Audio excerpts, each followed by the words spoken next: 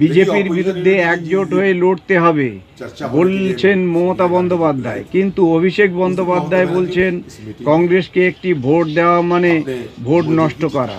সাংবাদিকদের এই প্রশ্নের জবাবে লোকসভার কংগ্রেসের পরিষদীয় দলনেতা অধীর রঞ্জন চৌধুরী বলেন, 6 সেপ্টেম্বর ইডির দপ্তর থেকে বেরিয়ে কংগ্রেসের বিরুদ্ধে তীব্র সমালোচনা করতে শুরু করেন ভাইপো।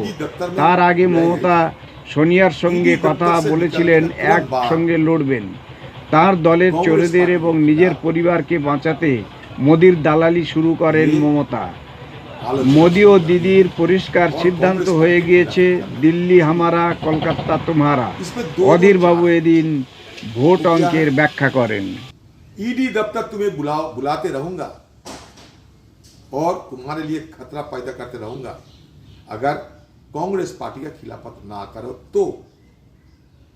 इसलिए जिस ममता बनर्जी कुछ ही दिन पहले ही मैडम सोनिया गांधी जी के न्योता पर चर्चा में शामिल हुई थी, उस ममता बनर्जी और उनकी भतीजा कांग्रेस पार्टी के खिलाफत में जुट गई थी। मोदी जी जानते हैं कि अगर विपक्ष को एकजुटता बन जाए तो सबसे ज्यादा हानि उनका पार्टी के ऊपर गिरेगी। क्योंकि आप अगर देखो तो पिछले 2019 साल की जो चुनाव हुई थी, मोदी जी की जरूर उसमें जीत हासिल हुई थी, लेकिन हिंदुस्तान की 37% वोट उन्हें मिली थी। इसमें जाहिर क्या होते हैं कि विपक्ष के पास 63% वोट है। इसका मतलब विपक्ष अगर एकजुट हो जाए तो मोदी जी की हार निश्चित है। मोदी जी इसलिए विपक्ष में अपना खाई बनाने के लिए पुरजोर कोशिश कर रहे हैं। विपक्ष को भेद करने के लिए उनका कोई कसर नहीं छोड़ने वाला है और इसमें सबसे ज्यादा मददगार बनते जा रहे हैं ममता बनर्जी। आप देखिए विपक्ष की पार्टी के साथ जो 37% वोट है, 63% वोट है, इसमें कांग्रेस पार्टी की हिस्सा 20% और टीएमसी पार्टी के हिस्सा 4%। इसमें खुद अब पता कर लो कि अगर विपक्ष की एकजुटता की जरूरत अगर होती है और मोदी जी की हराना अगर से इन लोगों को दिल की मांग है तो विपक्ष को एकजुट होना चाहिए। और एकजुटता में सबसे ज्यादा बड़ा भूमिका कांग्रेस पार्टी को होनी चाहिए। फिर भी हम लोग कभी ये नहीं कही कि भाई कांग्रेस पार्टी को हम सबसे आगे रखने के लिए हमारा कोई शर्त है, ये नहीं।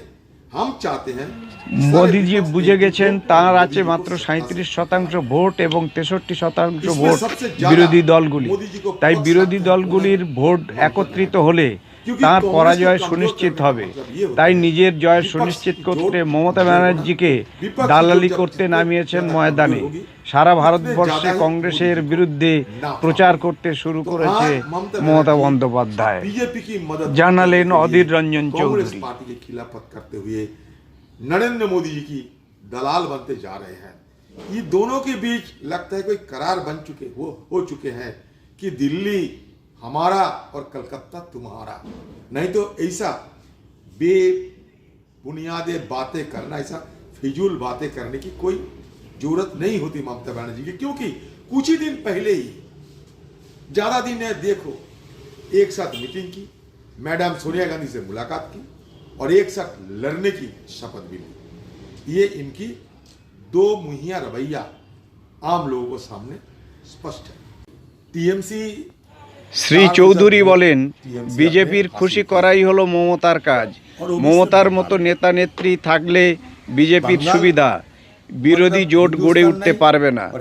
বিজেপি বেশ কিছু দালাল নিযুক্ত করেছে, তেমন এক দালালের নাম মমতা বন্দ্যোপাধ্যায়, বললেন অধীর রঞ্জন চৌধুরী। क्योंकि बीजेपी को खुश करना अभी ममता बनर्जी की अपनी जिम्मेवारी है। नहीं तो उनकी घर में जो चोर डकात रहते हैं सारे को अगर बीजेपी पकड़ा लेंगे तो उनकी तहस नहस होने की संभावना है। लेकिन बीजेपी जानते हैं कि ममता बनर्जी जब तक रहेगी उनके लिए सुविधा बनते रहेंगे, क्योंकि बीजेपी पार्टी चाहते हैं कि विपक्ष गठबंधन ना बना पाए। इसलिए ममता जैसी नेताओं की नेत्री की जरूरत बीजेपी पार्टी को होते हैं और उसके चलते बीजेपी पार्टी तरह तरह के दलालों को नियुक्ति देते हैं, तैनात करते हैं। वो दलालों में एक दलाल की नाम है ममता बनर्जी।